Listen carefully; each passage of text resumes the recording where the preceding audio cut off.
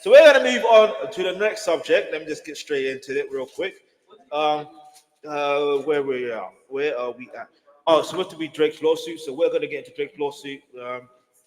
Give me a second. Let's get into Drake's lawsuit right now. If I can actually find out my laptop. So yeah, so like, all right. So the last time we were, and by the way, if you made it this far, make sure you hit the like button, the subscribe button. I forgot to mention my name is Versatile, aka the Alkebulan Trust, aka RealVersatile. Listen, the name you can trust when it comes to all things reactions. Make sure you hit the like button, hit the subscribe button, whatever you request. You never know, that could be next and all that stuff there. But let's just get into this lawsuit regarding Drake, um, aka BBL Drizzy. BBL Drizzy. Listen, I can't myself. Let's keep moving on. Anyway, so Universal Music exercised um, this control in early 2024 when it pulled its song from publication on TikTok over issues the platform using generative artificial intelligence. Through copyright ownership, Universal Music can control the unlicensed music of its music, but it can also strategically waive or reduce the customary fees it charges for the licensing rights to its music to provide the unrestricted spread of the song. I mean, I'll just keep it similar to this. That's within their right because they want to promote the song and you got to do the best for the song. It is what it is. All right. You know what I mean? It's business. You know what I mean? It's business. And then again, see, this tactic is known as whitelisting. All right. So happens when a copyright holder like Universal Music permits users or a platform to use its content without charging fees or imposing other limitations. In the normal course, internet platforms operate automated content identification systems to block the unauthorized use of copyright material by their users. In whitelisting, these automated systems are turned off. Okay. So what they're trying to say here, Universal Music says it exists to shape culture through the power of artistry, because music is unique, its ability to inspire people. Okay, you see what I'm trying to say? I hear what they're trying to say with this situation. To inspire people, right? All right, that's cool. The power to shape culture and inspire people to apparent by numbers. In its 2023 annual report, Universal Music Corporate uh, Universal Music boasts that it has a catalog of over more than 220 artists and brands, 3.2 million recordings, and 4.5 million owned and administered titles. At the end of 2023, Universal Music had ownership interest in 61 of the Billboard Hot 100 tracks of quarter one 2024. Billboard reports that UMG represented 33.9% of the record label's market share. On social media platforms alone, music owned by Universal Music was streamed 11 trillion times in 2023. See, here's what I'm gathering from that particular page there. I feel like Drake's attorney or Drake is trying to make it seem like, oh, they're promoting this, that they're promoting this in unethical ways. They're doing things that they shouldn't be doing. But they've highlighted. This is what's so like what makes me think. What are they doing? What is the main basis behind this claim? Like, or behind this particular paragraph? Because everything does not make sense. You're basically highlighting this is how they operate, but there's nothing wrong with how they operate. Like there's nothing wrong with how they operate. If he said they did this to me as well, do you know what I mean? If he said this is what they done to me as well, so I know they done it to him, then I could be like, all right, cool, fair enough. But he's not gonna say that. His attorneys are not gonna make it seem like that UMG has done all these things for him. They're not, because it will make their claim look even more baseless. But as I can see clearly, this is a baseless. This is baseless without base. Or this is baseless with base. Get me? Anyway, so the next part here. UMG's Size dwarfs other music companies, and the size gives it an advantage. I mean, it's the biggest record label in the world. Like, what is what is this? That this again. Anyway, we keep moving. Keep moving. As a physical presence in 200 geographic markets, which gives artists signed to UMG's critical edge compared to peers, competing labels to company, uh, and amplify local success of an artist from one region or the rest of the world. All right, so UMG it uses the size and dominance to convince artists to sign the record labels because of streaming. It is more of an uphill battle than ever before but to capture the audience attention amongst sea of the other songs. UMG's market position combined to the flood on content that hits streaming platforms every day means artists depend on UMG to stand out from the crowd. Even established artists depend on UMG to maximize their commercial success through its world-class marketing, proprietary data analysis, global distribution networks, and additional monetization opportunities.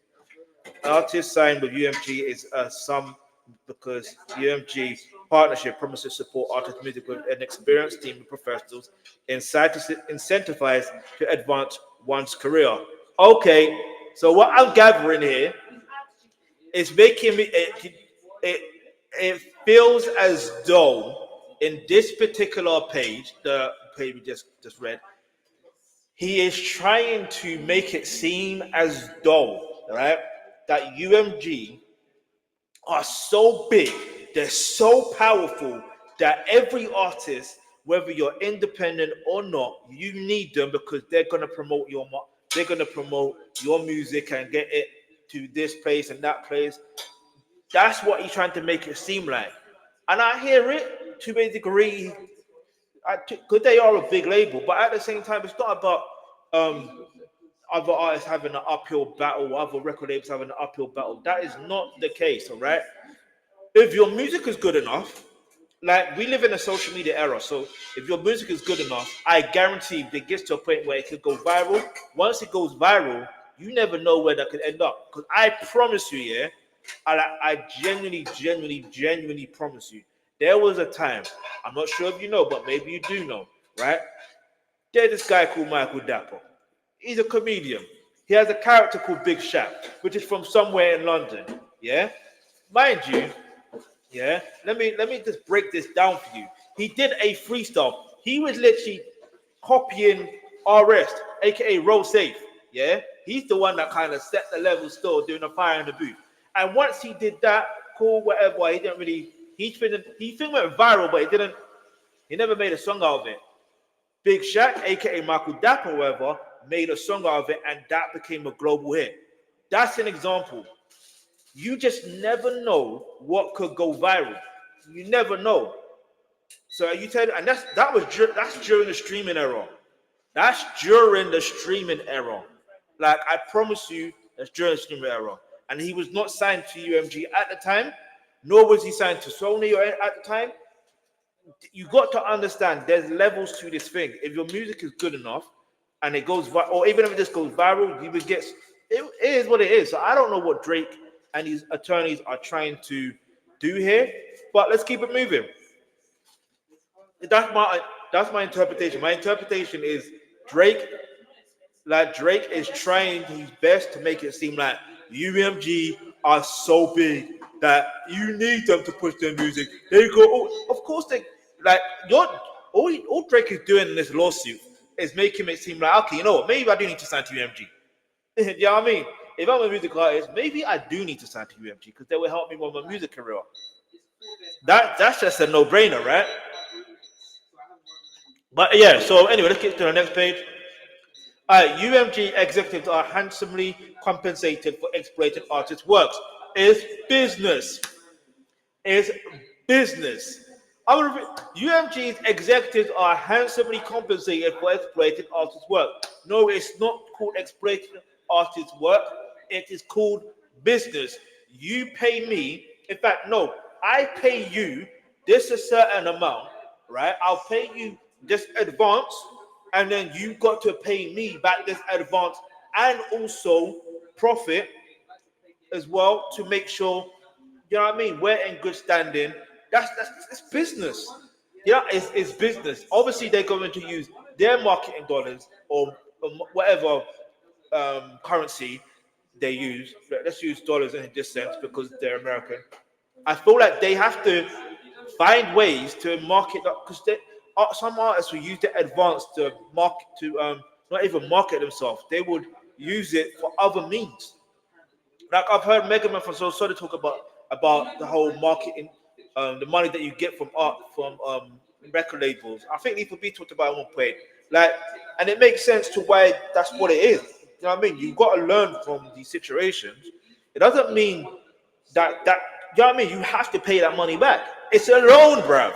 It's a loan. An advance is a loan. So make sure you use it on actual recording processes, marketing processes, so they don't have to use their expenses. They're still going to use their expenses anyway.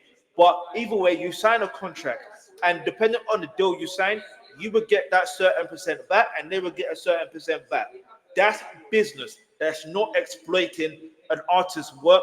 That's business. If you don't like the business, then get out of the business, or get out of that contract agreement. Or once you are out of the contract agreement, then do whatever you feel is best. Do you understand? I feel like I think Adele's contract is 50-50, if I remember correctly. Because I remember talking about when I was doing music lessons in I think it's 2011, I think it was, or 2010, 2011. I remember.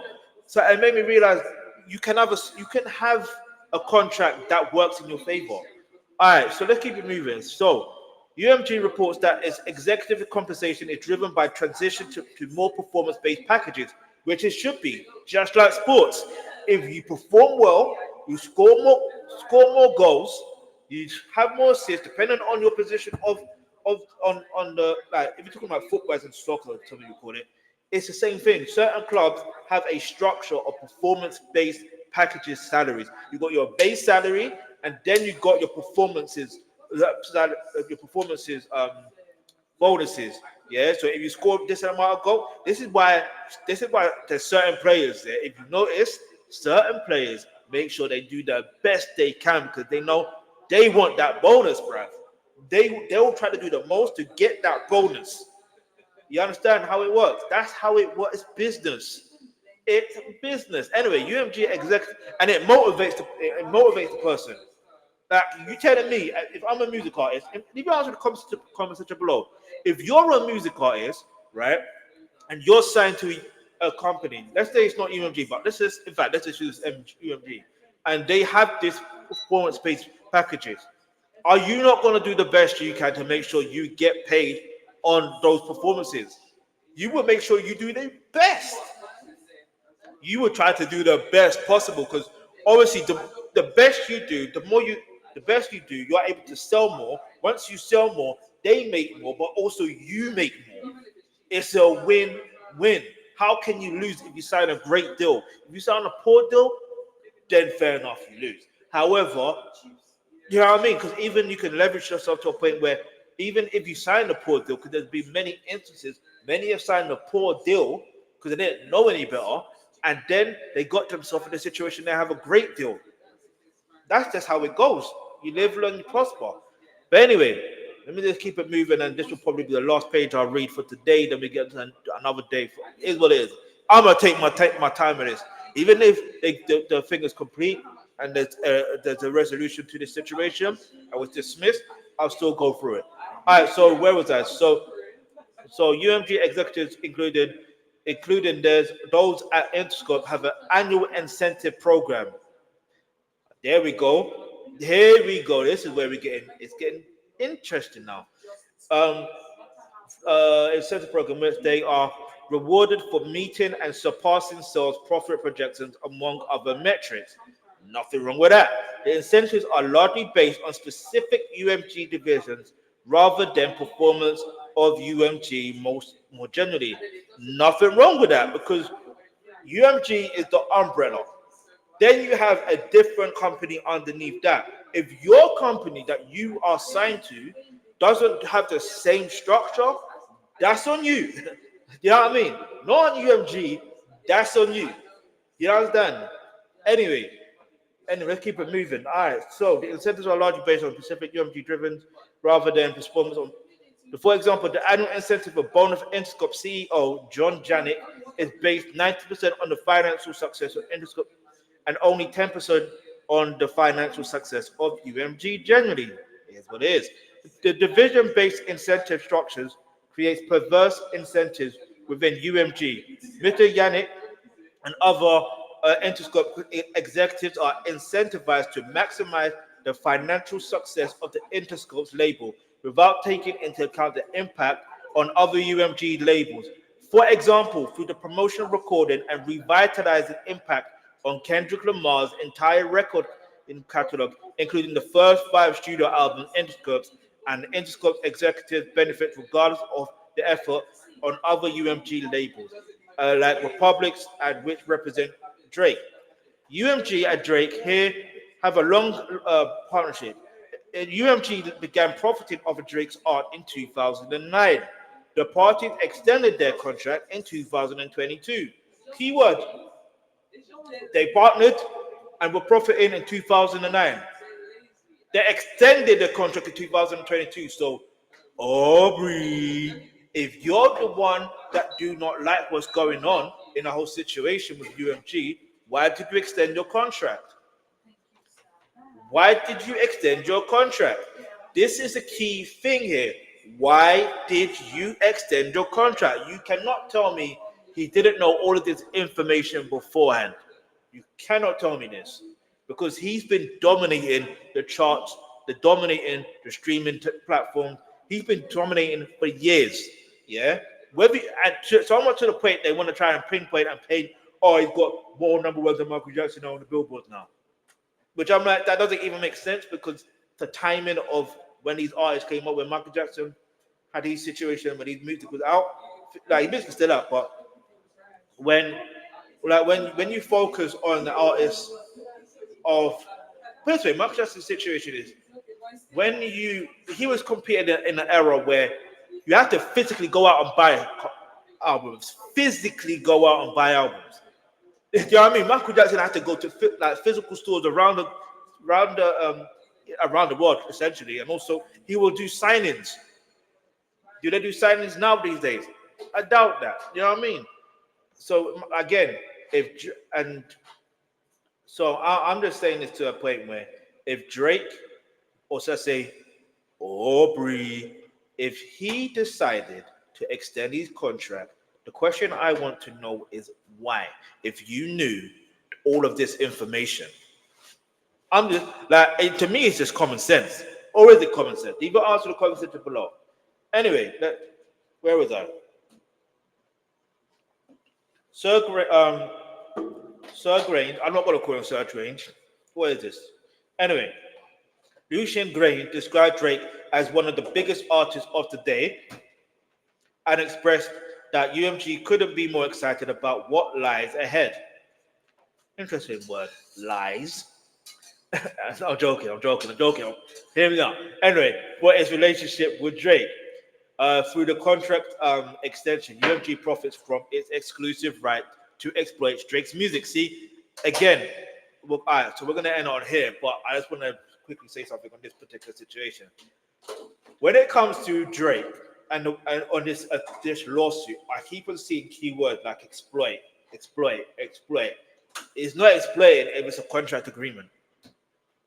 I mean, okay, there could be some situation where it could be exploited, but the point is, if he knew about the contract and read the contract and had to go through it through a fine-tooth comb, there's no way he would have been exploited. Do you know what I mean? I remember a few years ago, someone was saying, "Oh, Drake is trying to get out of his contract with Birdman because that's why he's doing a lot of shows. That's why he's recording so much." I'm like, all right, cool, fair enough. I hear it. Do you know what I mean? The way he's treated Lil Wayne, the way he's treated so many of artists. I'm like, okay, I hear it. You know what I mean? I hear it. So I'm like, in this situation, I'm like, okay, well, Drake, I know the way I look at it, yeah, it's like Drake has been benefiting from this situation and profiting, has he not? Or has he really, or has everything all been smoke screens and mirrors? I just want to know. You know what I mean? I just want to know. But let me know what your thoughts are. Leave your answer in the comments below. This is where we're going to end off on this particular subject, and we're going to get on to something else, which is the African Cup of Nations